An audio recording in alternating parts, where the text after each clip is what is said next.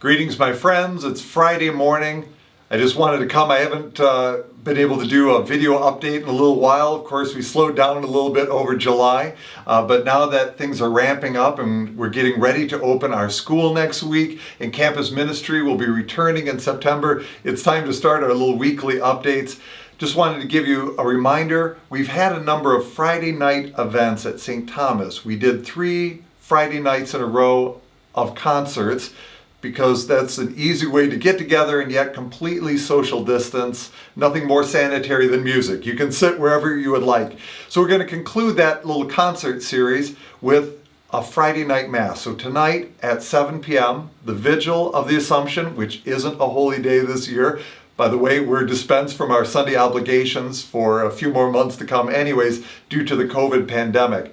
But if you wish to come out, again, we have plenty of space on the driveways, on the grass. We're really going to celebrate Mass tonight out on the front steps of St. Thomas.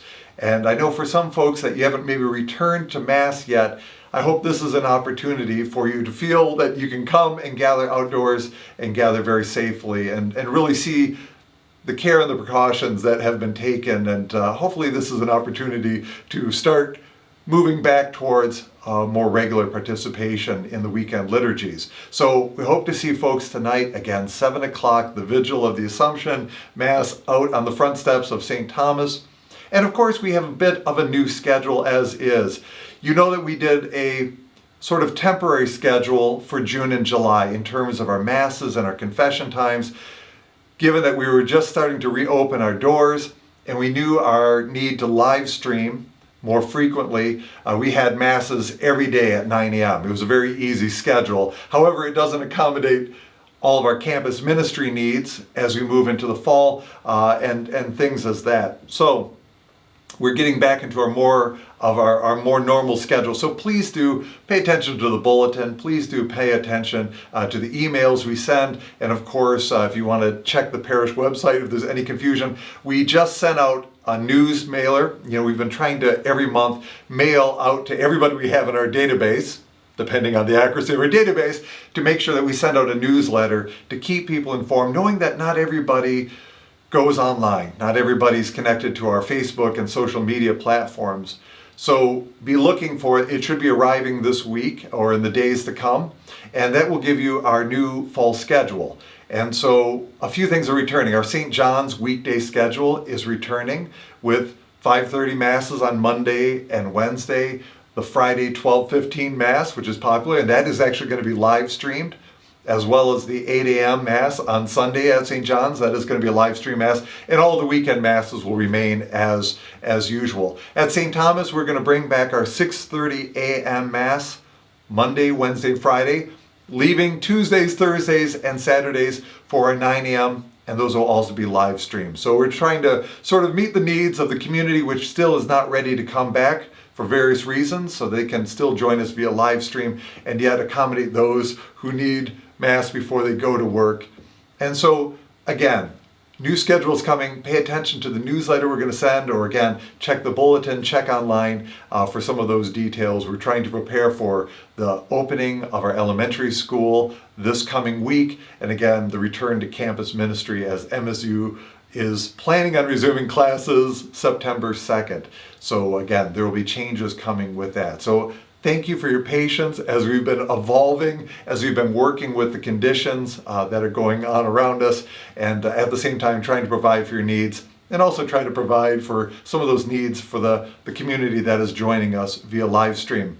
Speaking of that, all these new communication mediums, where are we? We're in the old rectory. Remember the old St. Thomas rectory, which is attached to the parish offices.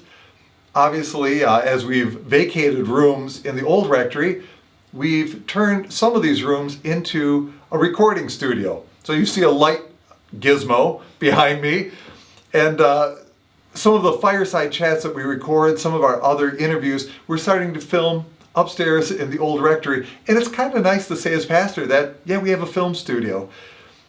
Honestly, we've had the outreach Mass filmed here for 35 years. It really isn't a surprise for our community. East Lansing does amazing things.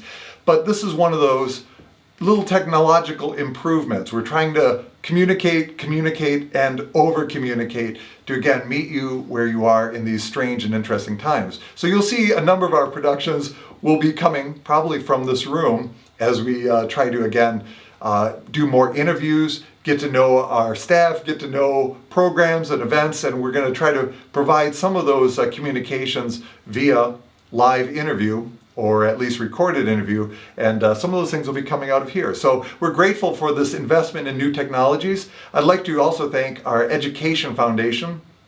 This is one of the many foundations, one of the many trust funds that we have. Again, sometimes our donors are not always aware that we have trust funds and savings and loan funds set aside to invest in new forms of evangelization, formation, and catechesis. And so some of those monies are invested in new technologies for our school. For instance, as we start this school year, we're going to have live, face-to-face, in-classroom education 5 days a week. However, we recognize that we could still get shut down by an executive order of our governor. And that could happen if we have a resurgence of the pandemic. It would be most unfortunate, but then we would need to shift back into teaching via live stream. And so we're investing in some new technologies to make that possible and to be ahead of the curve in that eventuality. So the Education Foundation helps us to provide for new technologies that we might not otherwise budget for. So some of these recording gizmos that we have, some of the cameras and such, the lights and the other little technologies that we need to bring live streams and videos and recordings to our social media platform and to our YouTube channel for East Lansing Catholics.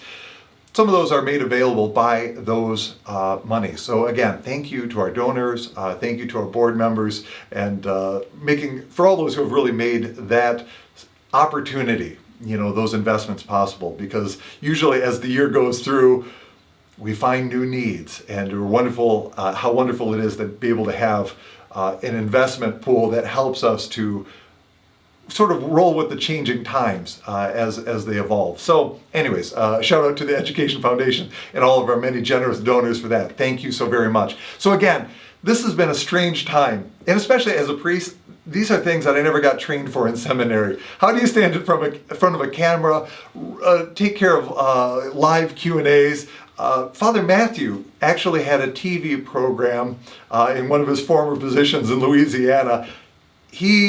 You can find across the internet. This is kind of a new thing to me. So thank you for bearing with us as we're trying to learn a new way of meeting you where you are at. But thank you again for your patience as we work with this evolving situation. I'd just like to say a few things. Although we are certainly trying to add to our communications, not only just our bulletins, but regular email communications, all of our social media and Facebook channels, our YouTube channel, our recordings, and then, of course, as we're trying to live stream liturgies, and then now produce a monthly newsletter for all of those who might not be following all those technology platforms, understandably. Our content is only as good as our ability to get the content to you. So what you're going to see in the coming weeks is we're going to do a parish census. We need to update our databases. If you would please help us to do so. If you are on our email list, we're going to email you a link so you can electronically update your records, because if our information isn't good, the information isn't reaching you. If we don't have the correct address, if we don't have the correct phone number, if we don't have the correct email address, then all that goes to waste. And we want to be able to keep you in the loop with the changing situation as it is, especially in these times. So if you could help us with that. If you're not on our email list, we're going to send you a letter. And again, that will have instructions so you can type in all your information online. If all of those fail, and maybe we don't have the correct information, call the office, right? If a week or two goes by and you haven't heard anything about the census, that might just be a time to check in with the office and look at your records online, especially if you know that you've moved, if you know that you've changed your email address, etc. Right? That's a good time to just check with us. By the way, speaking about up-to-date information and reaching out, once in a while, scammers will try to impersonate me by texting you or emailing you, and They just say, oh, hey, this is Father Gordon, I'm your pastor, and I'm in a tough situation. Could you just maybe buy some iTunes gift cards or something really anonymously? Could you do me a favor?